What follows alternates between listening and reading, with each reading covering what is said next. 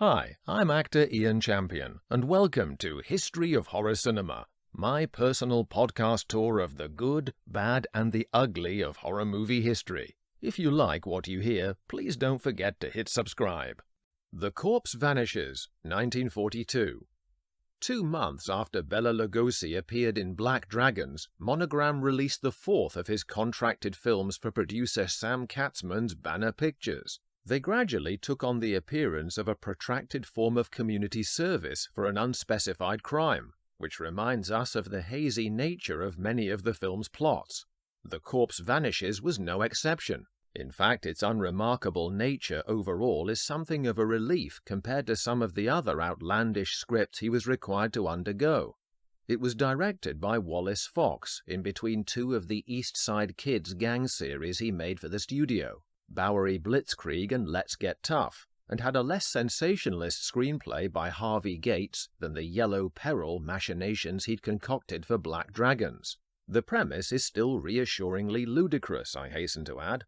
An American town is struck by a wave of apparent killings whose victims are all brides at the altar. "Corpse thief believed crank," shrieks a swirling newspaper headline, correcting those who suspected otherwise. The happiest day of their life turns out to be their last, as they all collapse, seemingly dead during the service. A lurking Lugosi manning a hearse is a certain recipe for dirty work afoot. When Society Dame Alice Wentworth, Black Dragon's Joan Barclay, is the latest to die, all we can guess as a connection is that all the brides are given an orchid, for which none of the guests claim responsibility. On the scent, as it were, of the mysterious flower comes hotshot female reporter Pat Hunter, played by Luana Walters. She bears a probably deliberate resemblance in costume and role to the female lead in the 1940 screwball comedy classic His Girl Friday, but Walters is regrettably no Rosalind Russell. Her being spotted by a movie scout whilst winning a rodeo contest in Palm Springs certainly bucks the trend of the Schwab's drugstore discovery cliché, but also reveals how non-lustrous her talent is. Lugosi plays Dr. Lawrence, who is more of a hyphenate than the usual humdrum scientific tinkerings. Apart from being a professor, he is also described as a hypnotist and an expert botanist. We haven't been introduced to his folks at home yet. "My family, you're all so very faithful," he coos. And what a grouping they are, a marvelous collection of oddballs to rival the Addams Family. His bitter, suffering wife has the ice-cold beauty of Cruella de Vil and a constant need for the blood of virgins. Called the Countess, she is clearly modelled on the similar legend of the infamous 16th century Hungarian Countess Bathory, who reputedly bathed in the blood of over 600 maidens. In the part, Elizabeth Russell shows the creepy persona, once dubbed the female Bela Lugosi, that upgraded her to better appointed roles with producer Val Lewton, including Cat People, The Curse of the Cat People, and Bedlam. Serving this macabre couple is Frank Moran as Angel, a shambling mute manservant with an institution haircut and a fetish for women's long hair, whose pugilist's face and hulking form would earn him the dubious honor of the title role in Monogram's Return of the Ape Man in 1944. Lawrence's severe old trout of a housekeeper is his mother Fega, Minerva Urical, coincidentally later playing Agatha Brewster in 1943's prequel The Ape Man. She is forced to watch her son being lashed by Lawrence for pawing Alice's hair. "My poor son, why was he ever born?" she laments drearily, as Lawrence's sidekick is the 2'11" Angelo Rosito, most famous for his work in Freaks, and for 3 Monogram roles supporting Lugosi, the others being Spooks Run Wild and 1947's Scared to Death, before many years later appearing in Mad Max Beyond Thunderdome.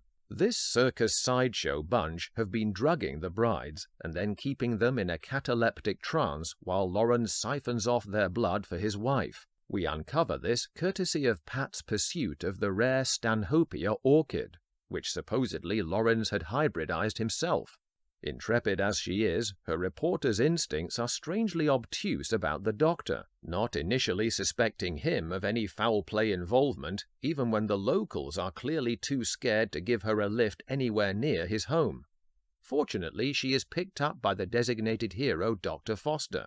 This is Tristram Coffin, whom British kids of the 70s like myself will remember from retro TV showings as Republic's air-parping King of the Rocket Man. Here, however, his acting is earthbound enough to be one of Lawrence's victims. When Pat and the good doctor accept Lawrence's hospitality for the night, she observes he is at the very least a morbid eccentric. There is his peculiar staff and the penchant he shares with his wife for preferring to sleep in a coffin. "Many people do so," he assures her. It is to Lugosi's credit that he at least maintains greater dignity than in some of his cheap-jack contractual obligation album movies. The actor's solid composure is strong enough to withstand the silliness of much of his dialogue. It's just a shame that it forces him to coast on a level of autopilot urbanity that is the least interesting aspect of his range. "We often find it difficult to explain the peculiarities of some people," offers Foster when Pat recounts Lawrence's coffin bed kink. With 2-watt light shedding like this, no wonder Pat seeks help from her hard-boiled editor Keenan, Kenneth Harlan, channeling a more spirited white-collar boss than his doltish FBI chief in Black Dragons. When Foster shows up, they all pool their evidence and conclude that Lawrence is now a nut bar of interest. To expose him, Keenan's newspaper funds a fake wedding, using Pat's cigarette girlfriend Peggy, Gwen Kenyon, as a decoy June bride. "I certainly hope somebody shows up besides these ham actors I'm paying," bellyaches Keenan. He should be so lucky. At least ham histrionics have energy. Most of this cast have the familiar Monogram monotone of delivery. Peggy doesn't get the fatal main part she is being fitted for, as Lawrence is smart enough to target Pat by posing as the minister. In the climax, as Lawrence prepares Pat for blood extraction, he reckons without Fager gaining revenge for his strangling of her son earlier by literally stabbing him in the back. The bad doctor keeps fatality in the family by throttling her as well, but mortally collapses before he can drain the strapped-down Pat. Tom Weaver points out that the British release of the film went under the name The Case of the Missing Brides, yet this orchid by any other name is still a stinker. The corpse vanishes misses more than wedding bells, but rings out with some top unintentional laughs. Thanks for listening. If you like what you hear, please don't forget to hit subscribe.